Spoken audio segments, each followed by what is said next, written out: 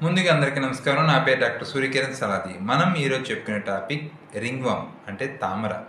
సాధారణంగా ఇప్పుడు చాలామంది పేషెంట్‌లో మనం చూస్తున్నాం. వయసుతో నిమిత్తం లేకుండా ఎవరికైనా కూడా ఇది వచ్చే అవకాశం ఉంటుందనమాట. సాధారణంగా ఇప్పుడు చూస్తుంటే చాలామంది మనకి రెసిడెన్షియల్‌లో ఎక్కువగా పిల్లలు ఎక్కువ హాస్టల్‌లో ఉండడం గానీ, లేకపోతే ఒకే రూమ్‌లో ఎక్కువ మంది ఉండే ఏరియాల్లో ఇది ఎక్కువ స్ప్రెడ్ అయ్యే అవకాశం ఉంటుందనమాట.